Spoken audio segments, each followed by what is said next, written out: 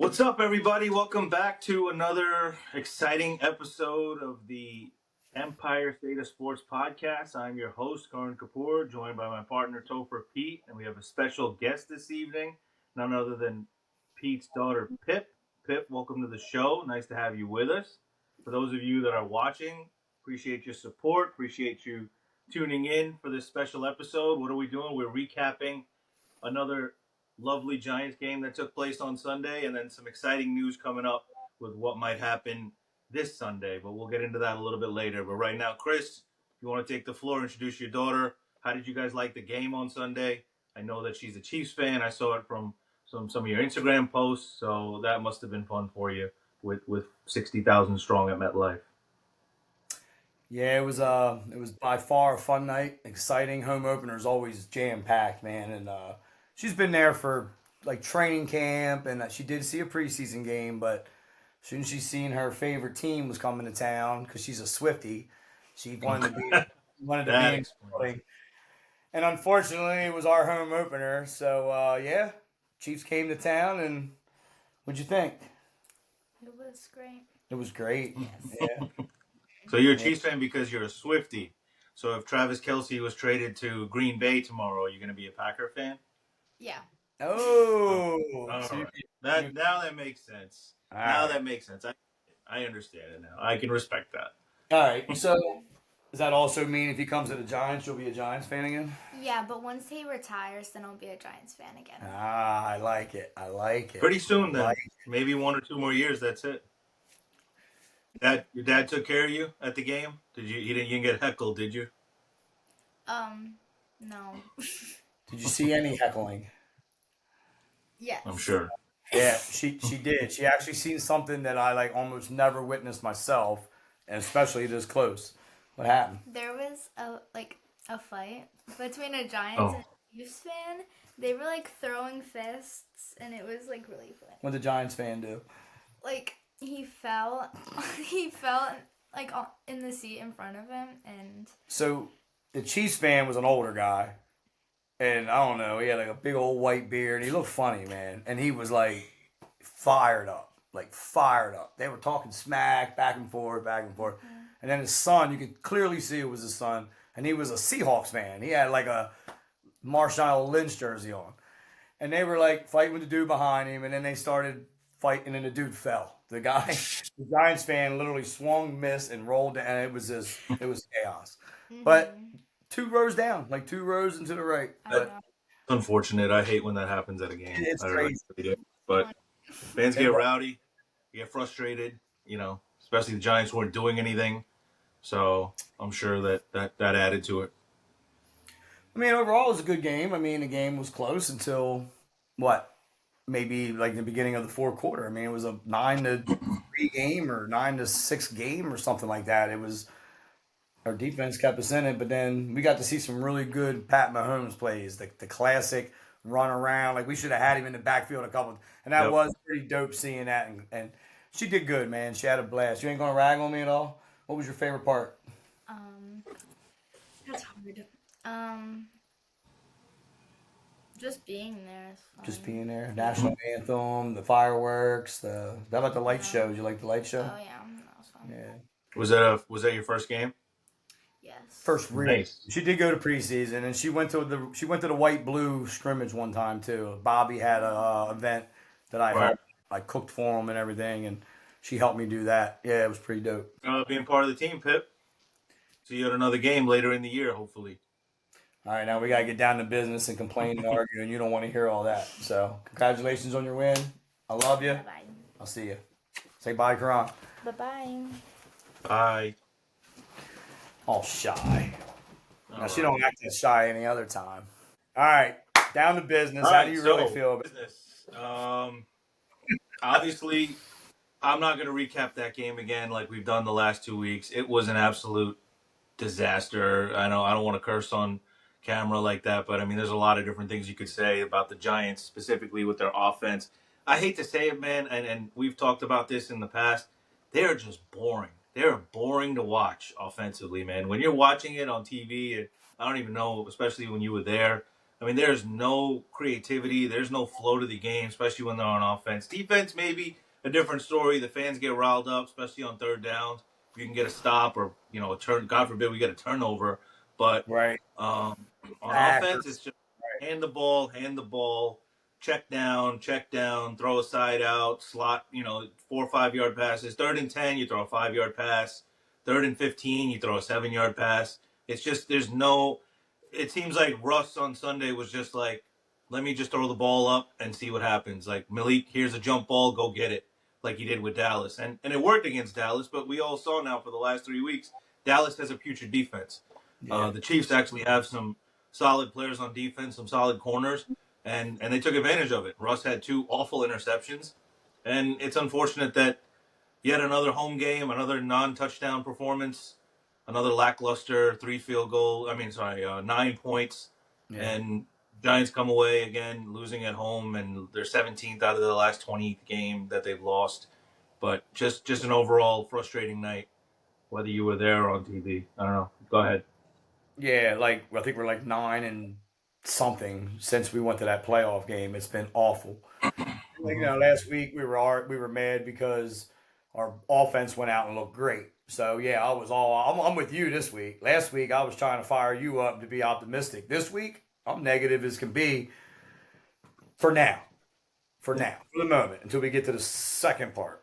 But to recap the game, yeah, it looks the same boring disaster as it's been every year. There's no flow. There's no excitement. There's no pre-snap movement. There's nothing. And all Russ wants to do is either check down. It's like hike the ball.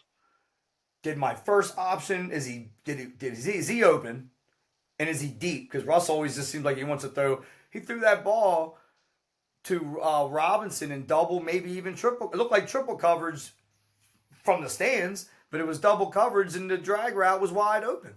So like he wants to air it out or he wants to throw it underneath. So he's like a one read pony. Like it's ridiculous, man. And or one trick pony is what I meant to say. The thing that So worries me more than all that, and that's all true, right? We can rehash it. It happens every week. It's happened far too long, unfortunately. The thing that worries me now, and I don't know if you agree or disagree, if you watched a lot of the post game, listening to New York sports radio and stuff throughout the week, and like post game press conference, and listening to like Carl and Jordan and Bob and Bobby, and the post game press conferences are very concerning. Like the way Dable talks after a game, he looks yeah, you completely like defeated, deflated. Malik Neighbors is sitting there. He doesn't know what to do. They're asking him. He's like, I don't know what's going on. It's not the quarterback. I don't know what the solution is. Dexter Lawrence looks like he's completely checked out. Like, I don't know if you've seen just clips of like these guys in the locker room. It's like they don't know what to do. They're just handling the losing. It's just a way of life now for the Giants. They're used to losing. They don't know what the recourse is. They don't know how to win. And the attitude in the locker room just doesn't seem to be one of like any kind of positivity. Now that may change, and we'll get to that in a minute. But right now, after 3 weeks, listening to Dable, listening to these guys in the post game, it's like, we lost. I don't know what the problem is. I don't know what the solution is. We just got to get better. We got to watch the film and get better. Well, that's never going to happen. execute.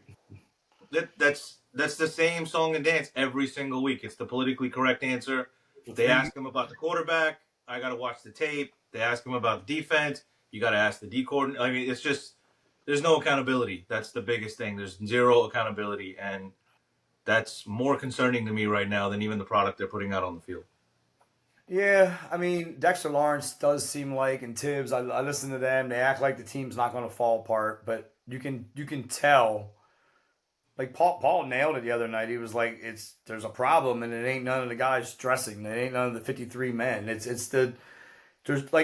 Even with Gano being hurt and not having a replacement is just he's hurt every year. And like Jordan Rodon reporting that he doesn't even kick in practice. And like it doesn't make any sense. But all that being said, we ragged on the defense for giving up all the points in the last game, but we were in this game all the way to the fourth quarter. The defense, you're asking the defense to be perfect because the offense can't move the ball or get a first down. So that's the frustrating thing. it's like you're in the games, but it's not even a game. It's like there's nothing. And we were so excited last week because Dallas stinks. Like Dallas cannot cover. They made Caleb Williams look good. Look what Caleb Williams did. Yeah, He's not. He's not a good quarterback. And right. Russell Wilson's. It ain't that he's not good. He's just washed up. He's old. He's just not the same guy. He's not. It's been bad. That's why So it's time, right? That's what we're gonna do. we're gonna segue. So the Russell Wilson experiment in New York lasted a whole 3 weeks. We gave him $10.5 million. The team went 0-3. And now I think, and we'll get to it in a minute, see how you feel. I think Dable is trying to save his ass, and he's going to make a quarterback change. And starting Sunday against LA is going to be our prized first-round pick, Jaxson Dart. So how do you feel about that? I have some ups and downs about it, but I want you to kick it off. How do you feel about Dart starting I mean, week I'm 4? excited. I'm excited. I'm excited for the future. We had a preseason, like a draft episode with Bobby on Clash and Conferences, and even before that, Greg asked me who I liked, and I liked Cam. I liked Cam. They brought him up, but I wanted Dart because I feel like Dable wanted Dart, and I know Dable wanted Daniels, and Daniels turned out to be good, and I know he liked Dart, and he really wanted him, and I'm excited. So I'm worried. I'm worried about the line, but I have this hunch. I have this hunch that he wants to run a particular type of offense with Jaxson Dart. And I have a feeling it's going to look a lot different with him.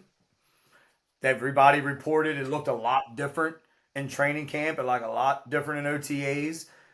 And Mike rags on me about this, but these guys practice things for a reason and they haven't showed it yet. Like Greg can turn around and say, Eagles don't show it. Like they're being vanilla. So, like, how do we know that he just can't run the offense that he wants to run with Russell Wilson? And once he gets Jaxson Dart, Well, we don't know that. We don't know that. But Dable doesn't give you anything to believe that. Go ahead. Sorry. the only thing that gives me any reason to believe is his first year. His first year, we had a very mediocre team, and we went to the playoffs and won a playoff game with Daniel Jones, and he played well. It wasn't knock your socks off. It was just still stale, stagnant offense that was boring, but it was safe, and it worked, and Daniel Jones protected the ball. I think it's going to be a little flashier. I think Jaxson Dart brings a swag. He brings something, and I'm excited for that. And also, Daniel Jones' first ever game was electric. You remember that? Like, I brings a smile to my face. I fell full-blown in love with him after that game, and that's why I stuck up for him. It's when we played Tampa, and he was slinging the ball around, and he won the game and put his arm up. I was like, we got a quarterback. So I'm really hoping that Jaxson Dart brings that type of energy and spark to bring that locker room back to life like you're talking about, man. Because everybody does look defeated. I agree with everything you said. Everybody looks defeated. They look bummed. They don't have any answers, and it's too early for that, dude. The Knicks didn't even tip off yet. I need a Mara was talking about wanting to play games in December. He's not going to have meaningful games in October if this keeps up like this. So, Yep, I agree. I agree. Do you feel? How do you feel? Do you think he can do it? Do you think he's ready, or are you worried? twofold. So twofold.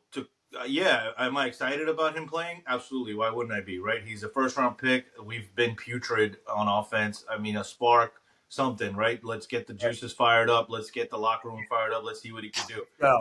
With that being said, I think I did not want to see him play this early, and we had discussed that a few weeks ago before the season. Like I had said with LPG and with Bobby, like I wanted like week 10, week 11, right? Similar to when Eli kind of took over after 10 weeks, but I understand he's not a number 1 pick, so Right. let's see when they jump the gun. I know LPG had said week 5 or 6, maybe in New Orleans, and we were kind of hoping somewhere in the middle, like maybe through the first half of the season.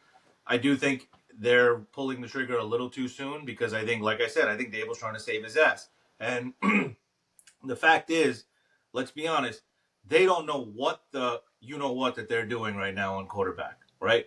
Forget who we drafted. The 3 guys we signed in the offseason, Matt Stafford was a number 1 choice. He blew him off. Aaron Rodgers was another choice. He blew him off. So Russell Wilson was their 3rd choice. What did you sign Jameis Winston for? What did you give him a 2-year deal for? He's the 3rd. He's not even dressing. What is he even here for? You gave Russell Wilson $10 million. You gave him $3 million per game, and he's gone now. Maybe you trade him. Maybe you get something for him. It's 3 games in. He's gone. Winston, no one's seen or heard from him since day one. What'd you sign him for? You had 2 other veteran guys that you wanted to sign in the offseason that said thanks, but no thanks. Aaron Rodgers, no one knows what he's doing now. He's doing his thing in Pittsburgh. Stafford would be an idiot to leave L.A. to come here to play under this regime, to leave Sean McVay and probably the nicest stadium in L.A. in football to play. And now, even with the drafting, right? Last year he wanted Jaden Daniels, couldn't get him. This year he tried to make a move to get Cam Ward, couldn't get him. So now it's like, are we settling for Jaxson Dart because he was still available, or do we really genuinely like him and think he's going to be the future? I don't know. I'm hoping he's the future, but we just don't know. And it seems like it's like a word jumble. There's like 6 quarterbacks I just mentioned to you in the last 2 minutes from last year to this year. It just seems like they don't know what the hell they're doing. They're just trying to find something that sticks to the wall so they can save their jobs. That's how I feel about it right now. But yes, I'm excited to see him play on Sunday. Let's see what happens. Yeah, I mean, I feel like they wanted Matt Stafford, and I don't see nothing wrong with that. I feel like the Aaron Rodgers thing, I guess they valued Aaron Rodgers higher than Russell Wilson. I mean, I think the reason why they went for a quarterback, they wanted a veteran quarterback in case they didn't get a quarterback. Let's see, there was no guarantee you were going to get Jaxson Dart or Cam Ward in the draft, right? And I didn't hear anything that they wanted Cam Ward. I mean, I've always heard that he liked Jaxson Dart from the beginning. Like, that's it. Like, I didn't hear anybody else personally. But you know, Chris, I know Stafford and Rodgers said no, and that's true. And they said no. So, like, you got to look at it. You saw the way Russell Wilson played last year with Pittsburgh. They told him thanks, but no thanks. They let him go after 1 year. He went to Denver before that. Sean Payton couldn't wait to get rid of him in Denver to get Bo Nix. He gave him like some stupid amount of money to go away and not come back. What made you think that he's going to revitalize his career here in New York after leaving Seattle? Seattle traded him. Denver couldn't wait to get rid of him. Pittsburgh gave him a 1 year deal, and now he's on New York. I didn't understand the signing when we did it, and now clearly after 3 games, it seems like they're like, all right, I guess we made a mistake. I think it was just to have a veteran quarterback, and there was no guarantee they were going to get a quarterback. So then they signed Jameis Winston into a 2-year deal because I think they want him to be the backup next year, in my opinion. So people reached out. They wanted Winston. They were going to trade for him, and they didn't want to do it. Now, will people reach out and trade for Russell Wilson? With the $10 million, I don't know. But he did take Pittsburgh to the playoffs last year, and there was nobody else available. I think they wanted to make sure they had a quarterback. Personally, I agree with LPG. I would have rode with Drew Lock and Tommy DeVito, and then drafted somebody. That's what I would have done. 100%. This looks like a complete dumpster hell what they're doing. Or pick up Jameis Winston, keep one of them, and draft somebody. Like, I would have loved to start Winston the first 3 weeks. At least he'll sling the ball. I don't know what Russ does. He just doesn't want to get hit. So, I think like. Now, in hindsight, I 1,000% agree with you. It would have made more sense to start Jameis Winston. Hell, we might even have won a game. So, I don't know. We would have, maybe we beat Dallas. Who knows? And yeah, like these guys, we could have beat Dallas. We were in the game against the Chiefs. It's just moral victory after moral victory. I'm not in it for the moral victory, but I do know we kept the Chiefs at 9 points in the 4th quarter. And sitting in the game, it was like, if we could just get a turnover or get something going here, we could win. And we scored 37 points last week. Can we get one play? Like, can you get the best player on your team the ball? Like, that's terrible. You can't get him 170 yards. He had 170 yards last week and didn't do nothing this week. 13 nothing. This week. It's terrible. 13. The only saving grace, the only bright spot on offense, Scattaboo. It looks like he's going to be our main back running every down now. Looks like Tracy hurt himself. He's going to be out for a few weeks with a shoulder. So maybe, you get a spark with Scattaboo. Maybe Dart can come in and throw the ball a little bit. We've never seen him throw, again, because Dable, he's the genius, right? He's the quarterback whisperer, so he's the guru. Let's see him, like, when does he start guruing, if that makes sense? All he's done so far is hand the ball off. We've never seen Dart actually throw the ball. So it's got to change this week. We see him throw in preseason. He looked pretty good. So let's just hope it correlates to the regular season. Yeah, I don't understand bringing him in. I don't understand bringing him in to run a Wildcat. That just puts him more in danger, if you ask me. But The fans get excited. He comes out on the field, and 2 minutes later, he runs right off the field, and Russell Wilson comes back in. So it's like it's another tease. At the game, I said you bring him in and get him hit. It's stupid. Why do it? Yeah, it doesn't make any sense, and nothing this guy does make sense. I'm sorry, I've totally lost the mojo or whatever I had with Dable after year one, because it seems like ever since then he's gone completely downhill and doesn't know what he's doing now. Now it seems like he's trying to save his ass. And if you listen to him yesterday or the day before, all he said in the press conference was, "It was my decision. No matter what the question was, it was his decision." No one's asking you what is it your decision or not. If we get the point. But what made you believe that Dart was ready? Well, it was my decision to put him in. Yeah, no shit. It obviously is your decision to put him in. What made you think the offense could move with Dart in the game? We watched the film. It was my decision, and that's what we're going to do moving forward. He gives you absolutely nothing after the game to make it seem like he knows what the hell he's doing.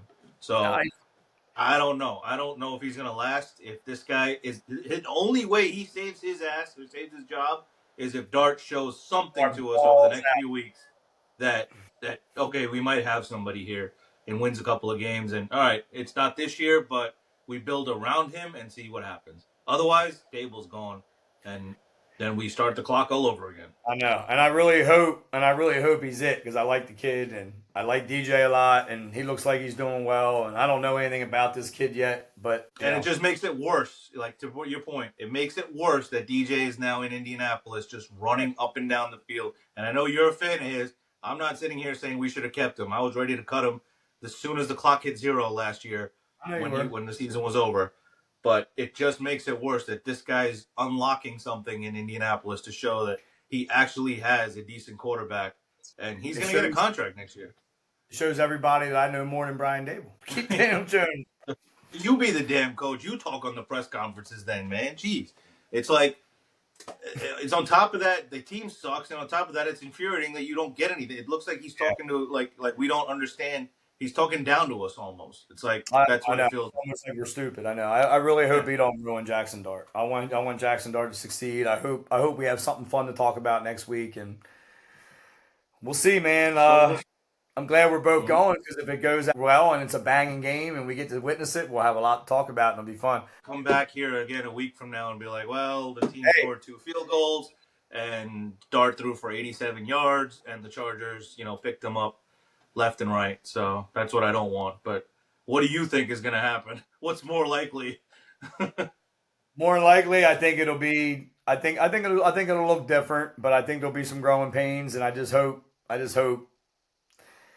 I'm just tired of everybody laughing at us, man. I need this kid to ball out. I need this kid to just get MetLife Stadium going a little bit. I mean, oh man, I hate that stadium to begin with, and on top of that, when the Giants are bad, it's like it doesn't even sound good on TV. Like, honestly, there's nothing that they cheer about. There's no spark. There's no nothing. So it's infuriating right now. Let's hope Dart brings the spark. Let's get it. So all right.